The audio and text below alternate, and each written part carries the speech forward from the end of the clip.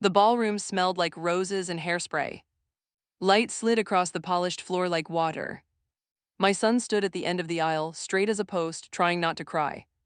The string quartet tuned softly. A waiter passed with flutes of champagne. The ice in his bucket clinked like tiny bells. I smoothed the front of my navy dress and tried to slow my breathing. "Breathe," Daniel whispered in my ear, warm and calm. "You did it, Marissa. Our baby is getting married." My husband's hand rested in the small of my back. His palm felt steady. I leaned into him out of habit, not comfort. My chest felt tight, like a dress pinned one size too small. I looked at Ethan. The boutonniere on his lapel was white ranunculus. He picked it because it looked quiet and stubborn. Classic Ethan. He mouthed, "Love you, Mom," then grinned like a boy playing dress up with a grown man's tie. On paper, we were a perfect family. I was the accountant who never missed a due date. Daniel was the charismatic sales director who collected handshakes and thank yous. Ethan was the kind kid who held doors, remembered birthdays, and built a life that made sense. People told us we were lucky. I nodded and said, "We are." That sentence had been my job for 25 years. The florist's ladder squeaked against the arch. Peonies and eucalyptus hung like a cloud. The air tasted floral and sugary like wedding cake before the slice. Guests found their seats in a soft rustle of chiffon and whispering. I checked my watch, 10 minutes to the processional. "Drink?" Daniel asked, already lifting a glass from a passing tray. "Later," I said. My voice came out thinner than I wanted. He blinked at me, then smiled as if I'd told a small joke. It was his easy smile, the one he kept for rooms like this. Then he slid the glass to the best man and clasped his hands like a politician about to bless the moment. The first hairline crack arrived quiet and ordinary. Claire brushed past us. "Marissa," she said, bright and breathy as if we'd shared a secret, "you look stunning." She smelled like bergamot and something warm. Vanilla, her hair was slicked into a low twist, every strand obeyed. "Thank you," I said. I stepped back half an inch. It wasn't fear, it was a reflex. When people get too close, they see too much. Claire squeezed my forearm with the quick intimacy of a nurse. Her nails were pale, almost clear. "This is the happiest day," she said to me, but her eyes went to Daniel. He held her gaze for one heartbeat too long. It wasn't sexual, not exactly. It was familiarity pretending to be polite, an old conversation continuing under fresh clothes. The quartet began the first prelude. A violin note hovered in the air like a held breath. The ballroom door whispered open and shut as late guests slid in. I could feel the climate control on my ankles, cool air moving like soft hands along the carpet. "Mom," Ethan appeared at my shoulder, tie slightly crooked. "Can you fix?" "Of course," I said and tugged the knot smooth. My fingers are good with knots. I make a living undoing them. He leaned into me, quick and hungry for luck. "Where Aunt Nadia?" he asked. "She texted she was here." "Probably scaring the caterers," I said and kissed his cheek. He laughed, but his eyes scanned the room, searching for someone or watching for something. "Ethan and Claire have been friends since middle school. She survived his braces and bad hair. He survived her speech team and her lawyer schedule. Their friendship was easy, honest, familiar. My unease had nothing to do with her relationship to him, not then. It came from something else. 2 days earlier in our kitchen, I'd set out coffee mugs while Daniel shuffled papers for a sales meeting. The smell of dark roast curled around the stove. The window over the sink was a square of pale mourning. A bank alert pinged on my phone. "Retirement balance, activity recorded." I frowned. "Did you move money?" Daniel didn't look up. "Just a transfer. Bonuses hit weird this quarter." "You transferred from my account." He laughed lightly. "Our account." "It's my 401k, I said. "Separate, we agreed." He set his papers down finally. "Marissa, it's cash flow. I'll move it back Friday." "How much?" "Not much." He kissed my temple quick. "You worry too much," he said. "It's not attractive." He left the room whistling. I stood alone with the bitter smell of coffee and a silence that asked for witnesses. I checked the number on my phone. It wasn't not much. It was an amount that made my chest go cold. I called the bank. The recording told me to wait. I hung up. I took a photo of the alert. Then I made a new folder on my phone titled Hold. My instincts have paid the bills for 30 years. On wedding week, they started screaming softly. Back in the ballroom, I felt the faintest tremor under my heels as the DJ tested the hidden subwoofer. The air moved in small waves. The chandeliers hummed like bees.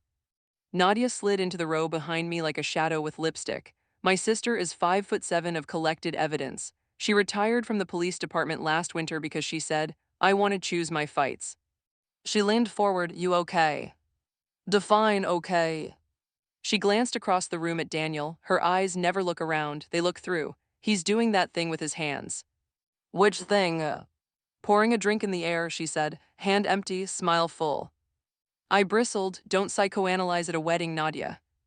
She smirked. I'll try to restrain my restraint.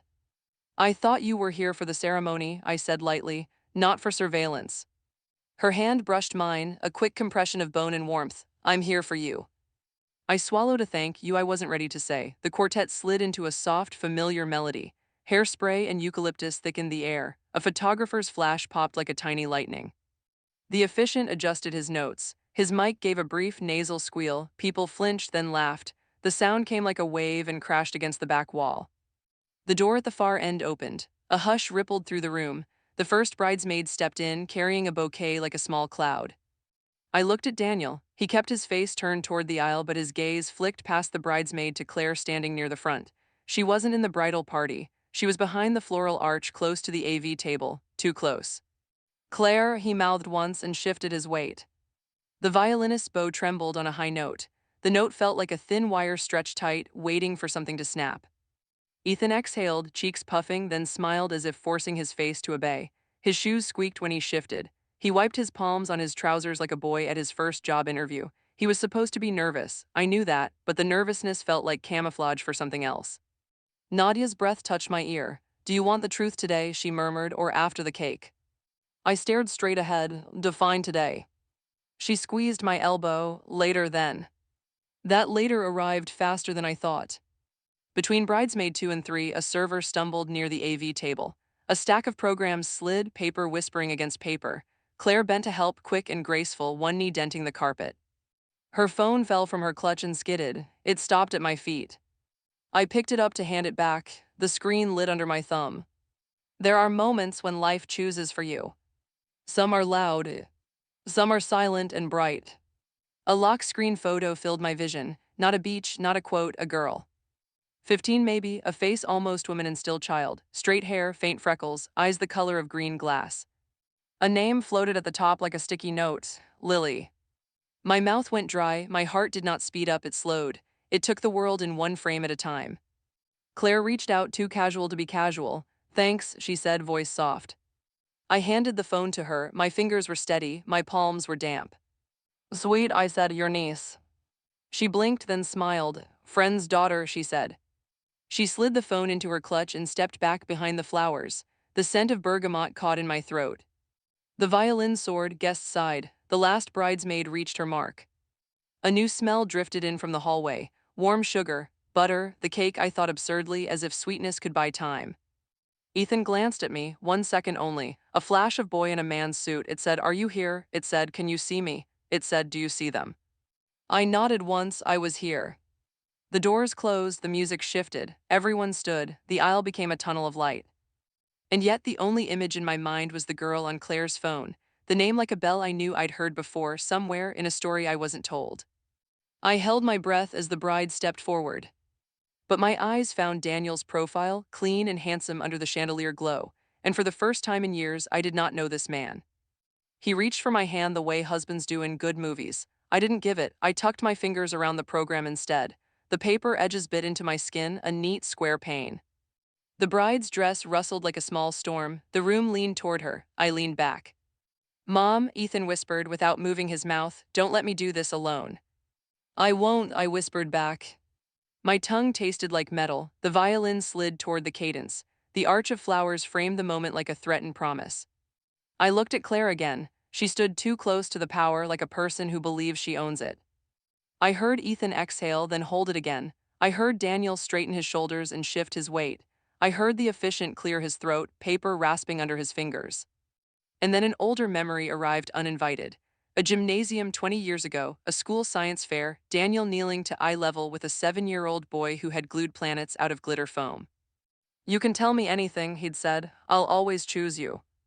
Promises are contracts, sometimes only one person signs. The music landed and the bride reached the front. People sat in a soft wave. The officiant smiled at the couple, then at the room. Dearly beloved, he began, and the microphones caught the faint breathlessness in the word beloved. I kept seeing the lock screen, the face, the name. Lily.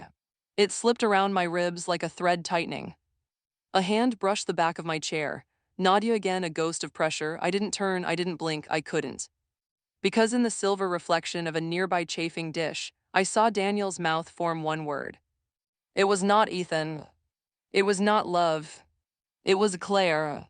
The violin sang, the room glowed. On Claire's screen, a teenage girl's face flashed under the name Lily, and she had Daniel's eyes. When I was 26, Daniel made me believe he could fix anything. The sink, my mood, the world. He was the kind of man who knew how to charm a cashier and a cop in the same breath. I fell for that charm hard. Back then, we were two broke dreamers renting a one-bedroom apartment that smelled like paint thinner and burnt toast. I kept our books balanced on a notepad because we couldn't afford a real ledger.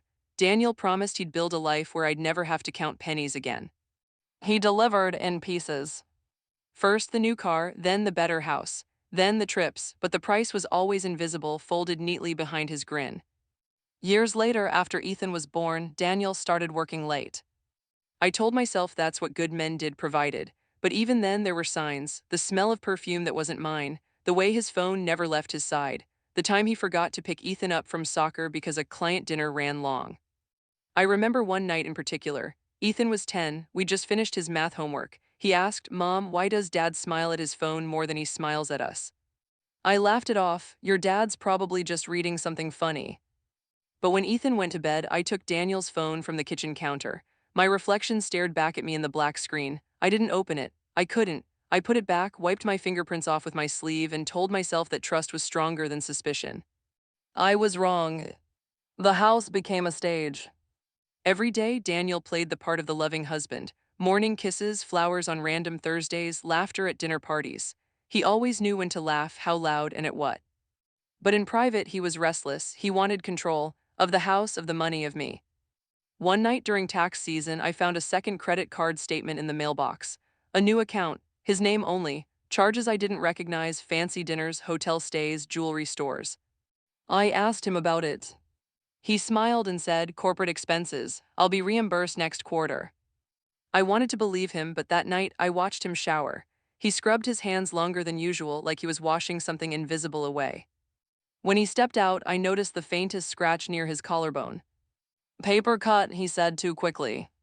"It wasn't paper."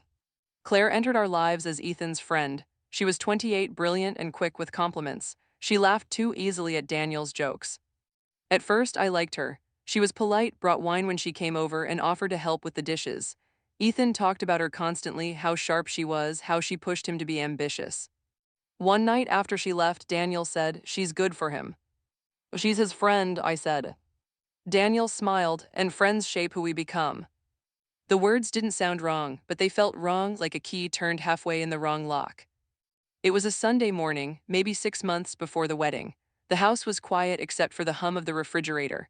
I was sorting bills at the kitchen table when I noticed Daniel's laptop open on the counter. A message notification popped up, just a preview. "Claire, Lily's recital was perfect, you would have been proud." My breath caught, I stared at it until the screen dimmed. Then I closed the laptop slowly, careful not to click anything. Who was Lily? That was the first time I saw her name. 2 weeks later, Ethan mentioned something strange. "Mom, did Dad ever mention a client named Claire Collins?" I froze mid-stir at the stove. "Claire Collins, why?" "She paid for the wedding photographer," he said. "Said it was a gift, but when I thanked her she looked weird, like I wasn't supposed to know." I forced a smile, "Maybe she's just generous." He frowned, "Generous with our wedding." I shrugged, "People show love in strange ways." He didn't answer, but his eyes told me he didn't buy it. Later that night, I texted Nadia. "Need your eyes on something, quietly." She replied within seconds. "Always." Nadia had left the police department 2 years earlier after a botched corruption case nearly got her killed, but retirement didn't suit her. She said investigating was her form of prayer. A week after my message, she came by my office. She wore sunglasses even indoors. "I followed him," she said, sliding into the chair across from me. "Daniel." My mouth went dry and... She set her phone on the table. The photos made my stomach turn. Daniel and Claire, a restaurant, a hotel, his hand on her back. Every image felt like a brick landing on my chest. I thought she was Ethan's friend, I whispered. She is, Nadia said, but she's also your husband's mistress, and they're not careful anymore. I pressed my palms to my eyes until I saw colors. How long? Over a year, maybe more. I couldn't breathe. That night, I confronted him. He came home late, smelling like whiskey and aftershave. Where were you? Client dinner. I nodded with Claire. He froze for half a second. Excuse me. I showed him the photo Nadia had sent me, Daniel and Claire in the parking lot, her hand on his face. He laughed. Marissa, you've officially lost it. I said nothing. He took a step closer. You had me followed. Do you have any idea what that says about you? I know exactly what it says, I said. It says I stopped pretending. He grabbed my wrist, not hard but firm enough. Don't ruin Ethan's wedding, he hissed. He doesn't need this. I stared at his hand on me until he let go. Then I said, calm and quiet, neither do I. After he went to bed, I sat in the dark living room with the TV off and my phone glowing faintly in my hand. Nadia texted again. There's more, you ready? No. Doesn't matter, it's coming anyway. A week later, she showed me the first bank report. Daniel had forged my signature. He'd pulled $25,000 from my retirement. Business investment, he wrote on the transfer. He'd also been wiring smaller amounts, 500 here, 800 there, to an account under a shell company registered to Claire Collins. I stared at the paper, my throat closing. She's stealing from her firm too. Nadia nodded. Fake invoices, real money. It was like watching dominoes fall backward. Every decision, every smile, every quiet trust me suddenly rearranged into a pattern of theft. Then Nadia said something that froze the air between us. Marissa, there's a girl. My pulse jumped. What? Her name's Lily, 15, Daniel's biological daughter, DNA confirmed. I sat very still. Does she know? Not yet. Her mother filed for child support when Daniel stopped sending money. The walls tilted slightly. My own heartbeat sounded too loud. He has a second life, I whispered. No, Nadia said, he has a long lie. That night I couldn't sleep. I lay awake beside him, the ceiling fan whirring like a slow, mechanical sigh. I studied the man I'd shared decades with, the way his chest rose, the faint crease between his brows, the scar near his jaw from when Ethan's bike hit him years ago. I didn't see a monster. I saw a stranger wearing my husband's face. I remembered the girl on Claire's phone, the green glass eyes, the faint freckles. Lily. Now she had a name, a truth, and a place in my story. The next morning, Nadia called. You ready to act? Yes. We do this right, she said, or he walks away clean. Tell me what you need. Everything, she said. Bank files, his laptop, old tax records, wedding guest list. If we're going to end this, we end it publicly. That's when Ethan knocked on my office door. He looked pale, his jaw set tight. Mom, he said, I know about Dad. My breath caught. What do you mean? He dropped his phone on the desk. Photos, the same ones Nadia showed me. He'd found them himself. I hired Aunt Nadia, he said. I couldn't stand seeing you pretend anymore. My heart broke twice in 1 second, once for his pain, once for his strength. You knew, I whispered.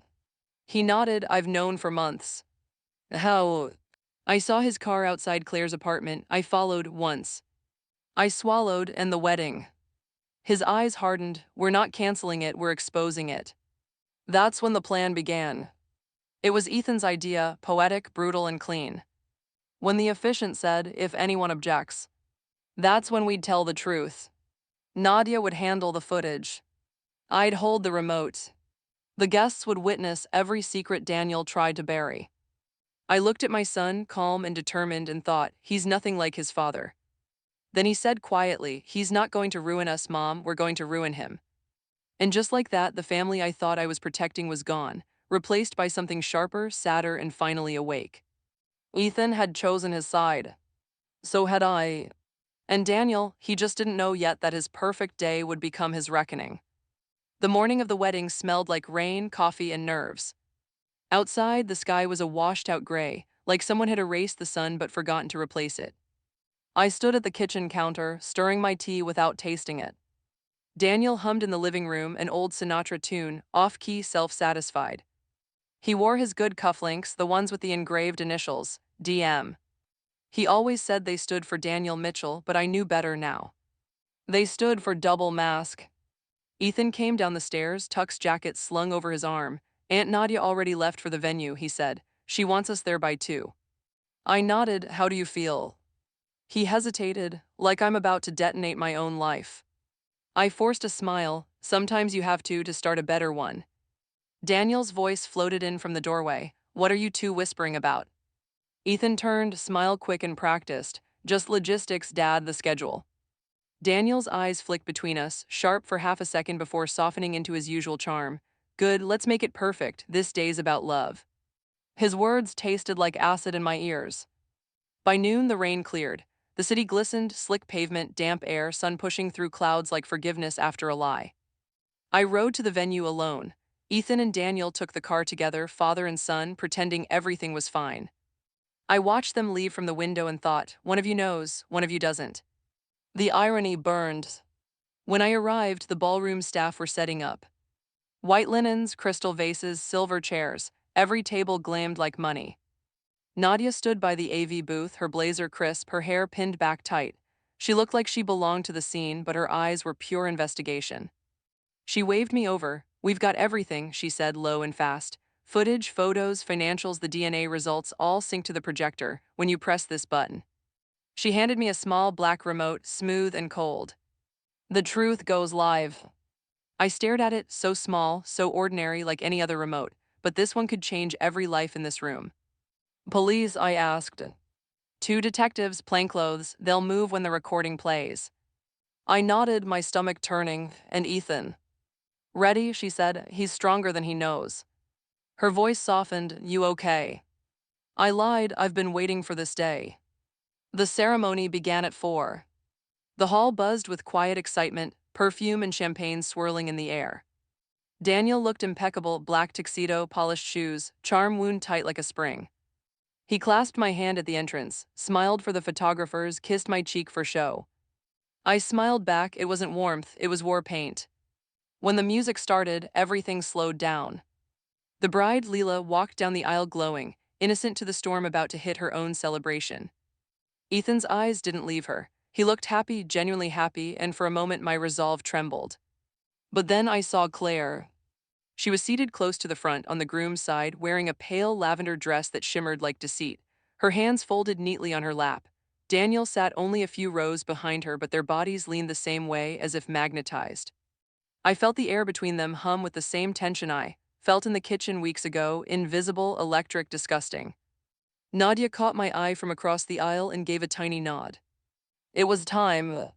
The officiant spoke softly, the same old words everyone pretends are sacred until they are. Dearly beloved, we are gathered here today. People smiled, phones discreetly lifted for photos. My fingers brushed the remote in my purse, the edges sharp against my palm.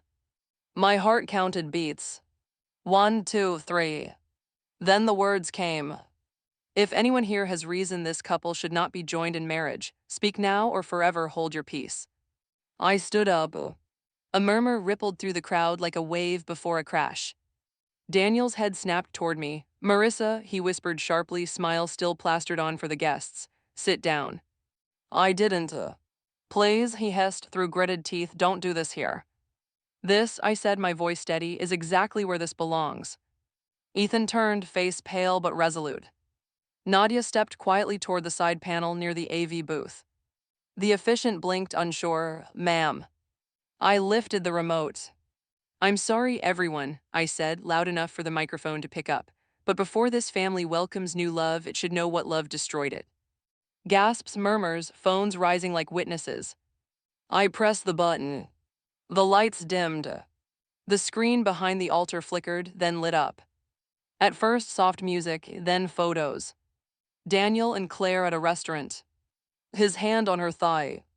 Her kiss on his neck in a parking lot. The date stamps glowed in the corner like bullet points on a confession. Then came the emails, screenshots of wire transfers, fake invoices, a digital trail of theft and betrayal. The crowd erupted. Daniel lunged forward, turn that off. Nadia moved faster. She stepped in front of the AV cart, one hand raised, calm and immovable. Sit down, Daniel. He froze. Her badge, old but real, flashed in her hand. Then the audio began. Do you really think she'll notice the money missing? Claire's voice from one of Nadia's recordings. Daniel's voice answered, she doesn't even check her balance, I handle everything. Laughter, clinking glasses. Then, we just need to move it before the audit hits, she'll never know. The room went silent. Daniel shouted, that's fake, you can't prove. Another file played. A DNA report filled the screen. Subject A, Daniel Mitchell. Subject B, Lily Thompson. Result, 99.97% probability of paternity. I turned toward him. Who's Lily, Daniel? He said nothing, his face drained of color. Claire stood up, stop this, you have no right. Before she could finish, 2 officers approached from the back. Claire Collins, one said, you're under arrest for embezzlement and fraud. Her scream cut through the hall, high, sharp animal. Ethan flinched but didn't move. He just watched as truth tore through his father's mask like fire through paper. Daniel tried to leave. He grabbed his jacket, started toward the exit, but Nadia blocked the aisle. Going somewhere. He glared at her, you think this fixes anything? This reveals everything, she said. He shoved past her, but the guests stepped aside like parting sea waves, silent, judgmental. Dad, Ethan's voice cracked through the noise. Daniel stopped halfway down the aisle. Ethan's hands shook as he pointed toward the screen. How could you do this to Mom, to me? Daniel turned, eyes wild. You don't understand. I understand enough, Ethan snapped. You taught me what love shouldn't look like. The room fell still, only the quiet hum of the projector filled the air. Then Daniel said the worst thing he could have said. It's not my fault, he whispered. Claire needed me, Lily needed me. Every guest heard it. Every phone captured it. Every lie collapsed under its own weight. Police escorted Claire out first, her lavender dress stained with tears and mascara. Daniel followed, not in cuffs, not yet, but stripped of dignity. When the doors closed behind them, the silence left was deafening. The officiant cleared his throat, once helpless. Should we continue? Ethan looked at Leela. She looked back, trembling. Then she said softly, we'll postpone. The guests began to file out, whispers, pity, shock swirling like smoke. I stood rooted to the spot, remote still in my hand. My pulse was steady, my breath even. Nadia touched my shoulder, it's done. I nodded, no, I said, it's just beginning. That night, the house was too quiet. The chandelier lights felt too bright, the air too clean. Everything spotless except for me. My phone buzzed with messages, sympathy, gossip, condolences disguised as curiosity. Ethan sent one text. You were brave today, Mom, we'll rebuild. I replied, we already are. Then I opened my laptop, clicked into my savings account, and began transferring every cent into a new one under my own name. No more joint anything. Outside, thunder rolled low and distant. Rain started to fall again, soft but relentless, washing away the day piece by piece. And through the open window, I thought I heard laughter faint, echoing from a time when I still believed in Daniel's voice. The letter was light in my hands. Just one envelope, white, unremarkable, hand-addressed. No return label, just a name written in looping, uncertain cursive, Lily. I stared at it for a full minute before opening it. The air in the kitchen felt heavy, thick with leftover perfume from last night's chaos, rose petals, spilled champagne, shame. The coffee pot gurgled behind me. The house was too clean, too quiet. I sat at the table, slit the envelope with my thumb, and unfolded the paper. Her handwriting was small, shaky. Mrs. Mitchell, you don't know me, but I think my mother has told you by now. I'm Lily. I'm sorry for what my dad did. I didn't know until I saw my name on the news last night. I don't want anything from you. I just want to understand why he lied to everyone and if he ever loved me at all. If it's okay, I'd like to meet you. I don't have anyone to ask but you. Lily. I read it twice, then a third time. The words were too honest to be fake. I imagined her watching the wedding explosion on TV, her name glowing on that giant screen, strangers whispering, her face plastered beside her father's. 15 years old and learning the truth about yourself from strangers. I folded the letter and pressed it against my chest. My heart didn't hurt the way I expected. It felt protective. This girl didn't deserve Daniel's lies any more than I had. By afternoon, Nadia came by. She looked tired, the kind of tired only justice can make you. You saw the letter, she asked, dropping her bag on the counter. I nodded. She wants to meet. Nadia arched an eyebrow. You're thinking about it. I am. Marissa, that girl's not responsible, but she's connected to him. That's a wound that bleeds both ways. I know, I said softly, but she's a child. Every con leaves collateral, she muttered. I smiled faintly. You sound like a detective again. She sighed. I sound like someone who's seen too many good people get re-hurt because they couldn't stop helping. Her words lingered, but my mind was already elsewhere, imagining Lily's handwriting, the tremble of it. I'm meeting her, I said finally. I need to. Nadia's jaw tightened, but she nodded. Then I'm coming with you. The next morning, I met Lily at a small cafe by the pier. The air smelled like sea salt and caramel coffee. She was sitting at a corner table, fingers wrapped around a mug too big for her hands. Her hair was brown, long, falling in waves around a face that was all Daniel except softer. When she looked up and smiled, something in me cracked. Mrs. Mitchell. Marissa, I said, just Marissa. She nodded. I didn't know if you'd come. I wasn't sure either. We sat in silence for a moment. Outside, gulls squawked, fighting over crumbs. The world went on like nothing had happened.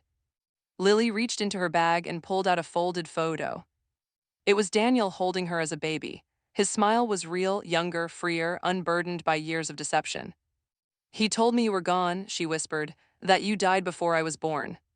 The words hit like a slap. He said what? She nodded, eyes glistening. He said he lost his wife and I was the only family he had left. I gripped the edge of the table. That wasn't a lie, it was a rewrite. She blinked. What do you mean? I leaned forward. He lost me too, just not to death, to his own choices. Lily looked down. I wanted to hate him, I really did, but I can't. I just keep thinking if he lied to me, who did he tell the truth to? I didn't have an answer. That night, I called Ethan. She wants to see you, I said. Lily. Yes, she's kind, Ethan, scared. He was quiet for a long time. Mom, she's his kid, the one he chose over us. He didn't choose her, he used her. Another pause, then a sigh. Fine, but if this goes wrong, we walk away for good. Agreed. The next evening, we met again, this time at my house. Ethan opened the door when Lily arrived. For a long moment, they just stared at each other. They shared the same eyes, green, with that strange glint of vulnerability Daniel used to weaponize. Hi, she said softly. Hi, Ethan replied. They sat across from each other, awkward at first. Then Lily said something that made the air shift. You look like him. Ethan's smile faded. You do too. And somehow that was enough. The tension broke, the silence softened. They started talking about school, music, food, anything but him. From the kitchen doorway I watched, two lives twisted by the same man, finally trying to untangle the knots he left behind. Later that night, after Lily left, Ethan found me outside on the porch. The air smelled like jasmine and wet grass. She's not like him, he said quietly. No, I said, she's not. He kicked at a leaf. I want to help her, Mom. I think she needs us. I smiled, then she'll have us. He looked at me half amazed. After everything he did, you can still forgive. Not him, I said, myself for believing him. Days turned into weeks. The court finalized my divorce. Daniel lost his job after the company reviewed the forged withdrawals. His reputation imploded faster than I could have imagined. Reporters camped outside for days. Headlines screamed betrayal, scandal, embezzlement. Ethan and I stayed quiet. We didn't need to speak, we'd already said enough. One afternoon, Nadia dropped by again. She leaned against my doorway, sunglasses hiding eyes that had seen too much truth. Daniel's lawyer called me, she said. My pulse skipped. Why? He's trying to cut a deal, full cooperation in exchange for reduced charges. He's nomming names, giving documents. He even wants to testify against Claire. I laughed, sharp and humorless, so the snake eats its own tail. Nadia nodded, pretty much. Then her tone softened. He asked if you'd visit him. My chest tightened. In jail. Yeah, says he wants to explain. Explain, I echoed. What's left to explain? He lied, he stole, he destroyed his son's trust. Nadia shrugged. He's desperate. People mistake desperation for love all the time. I stared past her at the garden, bright tulips, new growth after months of storm. Tell him no, I said. But that night I couldn't sleep. I kept hearing Lily's voice. Did he ever love me at all? Maybe I needed to hear his answer too. By morning, I'd made up my mind. The prison was cold, metallic, humming with the faint buzz of fluorescent lights. A guard led me down the hallway, each step echoing off the walls. Daniel was already seated behind the glass. He looked smaller, thinner, the sharpness in his eyes replaced by something hollow. When he saw me, his lips parted. Marissa. I sat Daniel. He smiled weakly. You look good. I didn't reply. He leaned forward. You didn't have to destroy me like that. I raised an eyebrow. Destroy you? You did that yourself. His jaw tensed. I made mistakes. You made choices, I said. He swallowed. I wanted to fix it before the wedding. I was going to tell you everything. You mean before I found everything? He exhaled. It wasn't about Claire or the money. It was the fear. I was getting older. You were getting stronger. I didn't know who I was without control. I stared at him for a long moment. That's not fear, Daniel. That's greed wearing guilt's clothes. He dropped his gaze. I loved you, Marissa. I still do. The words landed like broken glass. I leaned closer, voice steady. You loved yourself. I just happened to be in the frame. When I left, the guard held the door open. The outside air hit me like a baptism, cool, sharp, clean. I walked to my car, sat behind the wheel, and cried. Not for him, not even for me. For the years that had disappeared into the cracks of pretending. But somewhere beneath the grief, a strange peace stirred. The kind that comes when truth finally has no more secrets to find. That evening, Ethan called. Mom, yes. I talked to Lily. She wants to visit him. I closed my eyes. Let her. She deserves her own answers. She asked if you'd come too. I hesitated, then said maybe someday. Before hanging up, Ethan said, I'm proud of you, Mom. I smiled through tears. No, sweetheart, I'm proud of us. That night, I made tea and sat by the window. Rain fell again, soft against the glass, steady and cleansing. The city lights blurred through it, tiny, golden, forgiving. I thought of Lily's letter, Ethan's strength, Nadia's loyalty, and my own long road from silence to truth. Then I whispered to the dark, it's over. But somewhere deep down, I knew it wasn't quite over yet. Because forgiveness has its own timetable. And mine hadn't finished counting. The new envelope was thicker than Lily's. No stamp, just a courier slip, delivered by hand. I turned it over twice before opening it. The flap tore cleanly, like paper that wanted to speak. Inside was a single sheet from MedGene Diagnostics. The logo, blue and sterile, made my throat tighten. At the top, DNA relationship report. At the bottom, two names. Daniel Mitchell, Lily Thompson, and beside the result line. Excluded, 0% probability of paternity. My hand trembled. What? I read it again, slower this time, tracing each word with my finger. Excluded, 0%. That meant Lily was Daniel's child. Then what the hell was going on? I called Nadia immediately. She answered on the first ring, talk to me. There's another test, I said, different date, different result. Send me a photo. I snapped one and texted it. She went quiet for several seconds. Then this test is newer, dated last month. So the one we showed at the wedding was the fake. I sank into the couch. He planted it. Or someone did it for him, Nadia said grimly. Maybe Claire, maybe even the mother. The air in my living room felt thin, my pulse drumming in my ears. Why would they fake a test that included him? I asked. It only made him look worse. Nadia sighed. Maybe someone else had more to lose if the truth came out. Like who? Whoever Lily's real father is. That night, I couldn't sleep. The house creaked in the quiet. The hum of the fridge sounded like a whisper I couldn't catch. I found myself walking to my old filing cabinet, the one with all of Daniel's old tax forms, loan papers, and emails. There, tucked between folders, was a photo I hadn't seen in years. Daniel at a company retreat, standing beside Claire, and behind them a man I barely remembered. Tall, sharp-featured, with a smile that didn't reach his eyes. His name came back like a splinter, Richard Hale. Claire's former boss, the one she claimed mentored her. The caption on the back of the photo was in Daniel's handwriting. Vegas, 2008. 15 years ago, the same year Lily was born. By morning, I had a plan. I met Nadia at her office, a small, cluttered space that smelled like strong coffee and old printer ink. She stared at the photo. Richard Hale, she murmured. That guy been under investigation before. Corporate fraud, sexual misconduct, he always wriggles out. I leaned forward, find out if he's connected to Claire or Lily's mother. Nadia gave me a look. You sure you want to open another box of snakes?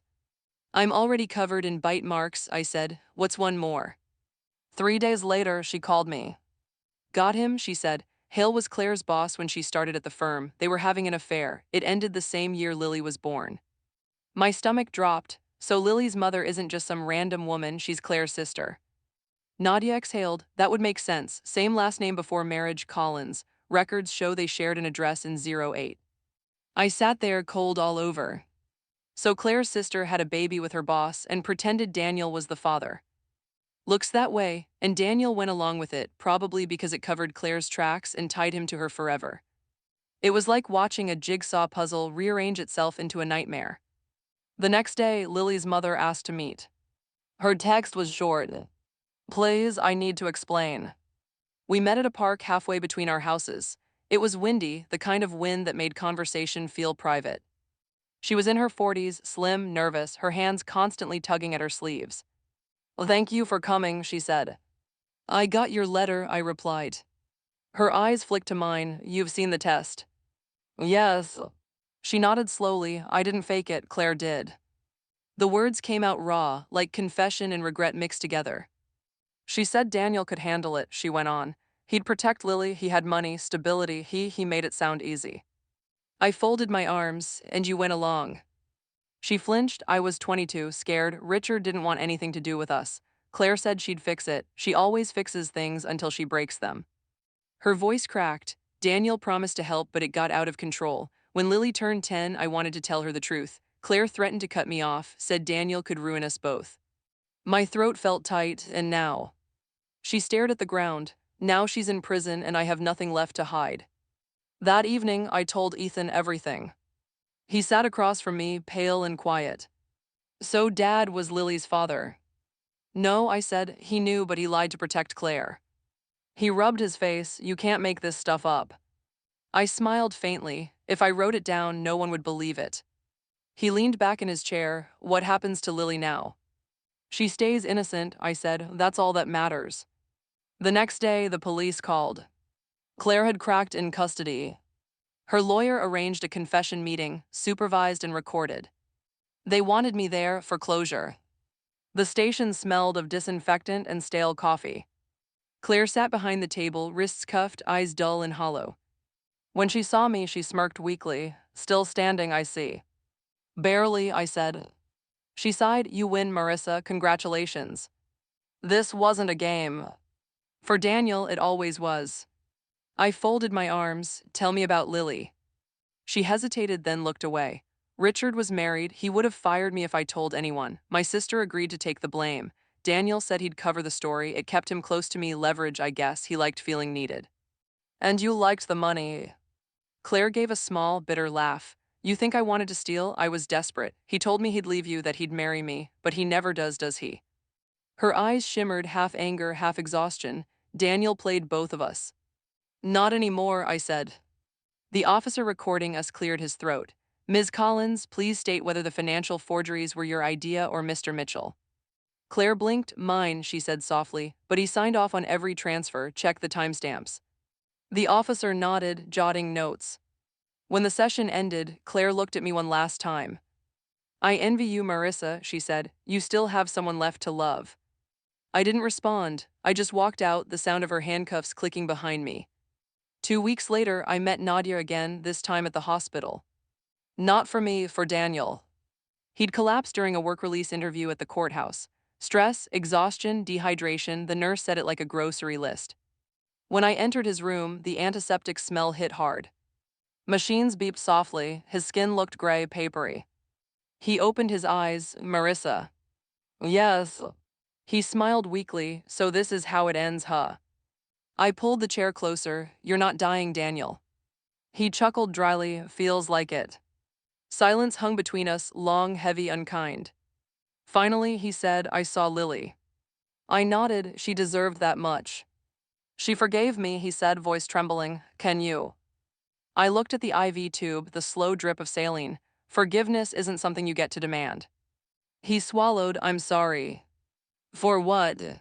He closed his eyes. For making you smaller so I could feel big. The monitor beeped steadily. I stood, placing the DNA test on the tray beside him. You weren't her father, Daniel, but you had the chance to be one, and you failed both of us. Then I walked out before he could answer. Outside, the hallway lights were harsh. I leaned against the wall, breathing in the sterile air. Nadia appeared beside me, a coffee in each hand. Well, she asked. He finally told the truth, I said. She handed me a cup, then it's over. Almost. Almost. I took a sip, the bitterness grounding me. There's still Lily. That night, I called her. She answered on the second ring, Marissa. Yes, I wanted to tell you something. Her voice wavered. Is it bad? No, I said softly. It's the truth. Daniel wasn't your father, but he should have been brave enough to be honest with you.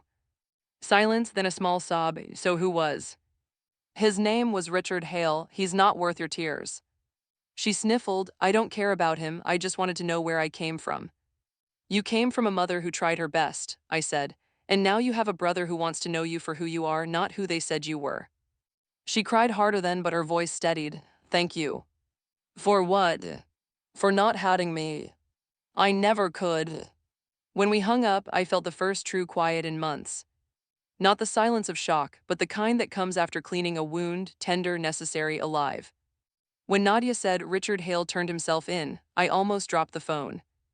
I was standing on my porch watering the potted basil Ethan had given me for my birthday. The evening sun was low, golden, and the world felt calm for the first time in months. Then her words hit like a stone through glass. What did you say? He's at the precinct, she said. He's nomming names, including Daniel. The water hose slipped from my fingers, splashing my shoes. Daniel's still hospitalized, I whispered. Nadia's voice hardened. Doesn't matter. Richard claims Daniel helped funnel money through shell accounts tied to Claire's firm. If that's true, he's not just a bystander, he's an accomplice. I leaned against the porch rail, the damp smell of soil filling my lungs. How much? 200,000, maybe more. My chest tightened. That was everything I'd spent years saving. Everything Daniel said he'd invested for our future. That night, I couldn't stop packing. The house creaked with every step, like it too was exhausted from holding lies. Ethan came home late. He found me sitting at the kitchen table, the DNA report spread out beside a half-empty cup of tea. Mom, what's wrong? I slid the paper toward him. Hale confessed, said your father was part of it. Ethan's jaw tightened. So he wasn't just cheating, he was stealing too. He already stole from my retirement, I said. Now this. He rubbed his forehead. You can't keep defending him. I'm not. Yes, you are, he said softly. You keep saying you want the truth, but when you get it, you make excuses for him. He's my father, but he doesn't deserve your mercy. The words stung, but they were true. I looked at my son, the boy I'd raised to tell the truth, even when it hurt, and realized he was now teaching me to live by it. The next morning, Nadia called again. Marissa, listen carefully. The prosecutor's office wants your statement. They need proof of Daniel's involvement, bank records, emails, anything in your possession. I hesitated. If I give them that, he'll go to prison. Nadia's voice softened. And if you don't, you might lose everything again. I stared at the folder on my desk, Daniel's old financial files. The pages smelled faintly of dust and cologne, like a ghost that refused to live. I'll think about it, I said. That afternoon, I visited Daniel at the hospital again. He looked better, color back in his cheeks, IV gone, posture straighter. When he saw me, his smile faltered. You've heard. Yes, I said. He sighed. I didn't steal from you, Marissa. I just moved things around. I let out a short laugh. You forged my signature, funded your mistress's crimes, and laundered money for her ex-boss. That's more than moving things around. He rubbed his temples. I was trying to protect us. Us, I leaned forward, or yourself. His jaw tightened. You always think the worst of me. No, I said quietly. I just finally see you clearly. He looked up, eyes wet. I'm still your husband. I shook my head. No, Daniel, you're a man I used to share a home with. That's not the same thing. He grabbed my wrist suddenly, desperate. If you turn those files over, I'll lose everything. I pulled free. You already did. Then I walked out. That night, I met Nadia and Ethan in her office. The air smelled like burnt coffee and paper toner. The folder sat between us, a relic of a marriage gone bad. Nadia placed a hand on it. You sure? I nodded, yes. Ethan exhaled. Do it, Mom, end this. Nadia opened the folder, sorting through statements, signatures, and timestamps. Her eyes narrowed. These match the accounts Hale mentioned. This will bury Daniel for good. She slid the papers into an evidence envelope and sealed it. The sound of the tape pressing down was louder than I expected, final, almost ceremonial. There, she said, it's done. But that night, I couldn't sleep. I kept seeing Daniel's face in the hospital bed, the hollow eyes, the tremor in his voice. Was Justice always supposed to feel this lonely? The next morning, I drove to the pier. The sea breeze was sharp, carrying salt and memory. I thought about loyalty, how it's easy when people deserve it and torture when they don't. Later that day, Ethan found me sitting on the back porch, staring at the horizon. He handed me a coffee. You okay? I nodded. You ever wonder if doing the right thing still feels wrong? He sat beside me, all the time, but then I remember how wrong it felt to stay quiet. His words were simple, but they hit deep. You've grown up, I said softly. He smiled. Had to, someone had to take care of us when Dad wouldn't. I reached for his hand. You did, Ethan, you really did. A week later, the trial date was announced. Claire had agreed to testify against Hale. Daniel's name was officially listed as a cooperating witness, not a suspect yet, but not innocent either. My statement would make the difference. Nadia called that evening. The prosecutor asked if you're ready to testify. I'll be there. She paused. You're sure? Yes. Then I'll see you Monday. Monday came fast. The courthouse was colder than I remembered, polished marble floors, fluorescent lights buzzing above like angry bees. I waited outside the courtroom with Ethan and Nadia. Daniel was already inside. When the clerk called my name, my legs felt heavy. I walked to the stand, swore the oath, and faced the rows of faces. Reporters, lawyers, strangers waiting to see how much truth a woman could carry before breaking. The prosecutor asked questions gently at first, dates, accounts, signatures. I answered each one clearly. Then came the harder question. Mrs. Mitchell, did your husband ever confess his involvement in the transactions? I looked at Daniel, his eyes begged silently, don't. I took a breath. Yes, I said. He told me he was afraid of losing control, that he did it to protect himself. A murmur rippled through the courtroom. Daniel's shoulders slumped. The prosecutor nodded. Thank you, Mrs. Mitchell. When I stepped down, I didn't look back. After the session, I stood outside on the courthouse steps. The sun was bright, the air cold, my heart strangely light. Ethan joined me. You did it. I nodded. We did. He exhaled. Dad looked broken. I know, I said quietly, but sometimes broken is what truth looks like. That night, I got a call from the jail. Daniel wanted to speak to me again. I didn't answer. For once, silence was my reply. Instead, I texted Lily. How are you? She replied almost instantly. Better, I start school again next week. Thank you for everything. I smiled. Then Ethan texted. Proud of you, Mom, always. I looked at both messages side by side, one from a past wound, one from a future hope. For the first time, I didn't feel torn between them. The next morning, Nadia came over with coffee. You did the right thing, she said. I know, but you don't sound happy. Justice doesn't always feel like peace. She nodded. Peace comes later. I smiled faintly. Then maybe I can wait a little longer. That evening, I opened the windows and let the spring air in. The curtains fluttered, sunlight spilling across the hardwood floor. For years, this house had been a cage built out of love, duty, and deception. Now it felt like mine again. Ethan's laughter echoed faintly from the backyard as he talked to Lily over the phone. Their voices were soft, genuine, the sound of something fragile healing. I leaned against the window frame, eyes closed, breathing in the quiet. The letter came early, tucked between a grocery flyer and the electric bill. No return address. Just my name and handwriting I knew too well, sharp, tidy, trying too hard to be calm. I carried it inside like it was something alive. The morning light stretched across the kitchen table, spilling over the folded envelope.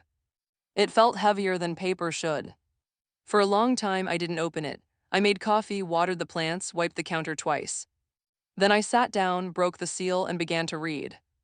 Marissa, if you're reading this, it means I couldn't say what I needed to face. Maybe I never could. You were right, I built my life on control. I used charm as currency, lies as insurance, and people as shields. You deserved better than a man like that. I don't expect forgiveness. I only hope you believe me when I say I loved you. I just didn't know how to love without owning what I feared to lose. You once told me truth can survive anything. I didn't believe you, now I do, it's the only thing I have left. I signed a full confession. The prosecutor has it. It clears your name completely. I made sure they can't touch your savings, your home, or Ethan's accounts. It's all yours now the way it always should have been. Please tell Ethan I'm proud of him. Tell Lily I'm sorry I wasn't brave enough to be honest. As for you, keep living. You were never my shadow. You were the light I kept trying to cover. Daniel. By the time I reached the end, the words blurred. Not because they moved me, but because they finally ended something that had been rotting quietly inside me. There was no more why left to chase. No more apology to wait for.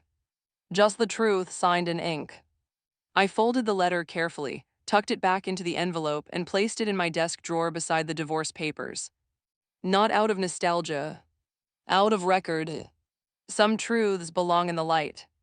Some are better kept behind glass, labeled lesson learned. That evening, Ethan stopped by. He looked older somehow, or maybe just steadier. You heard, I asked.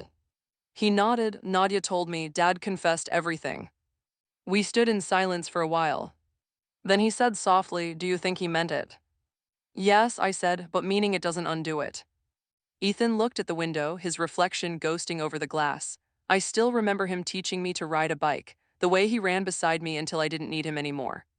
That's the hardest part, I said, remembering the good inside the bad. He smiled faintly. Maybe that's how healing works, you keep the lesson, not the pain.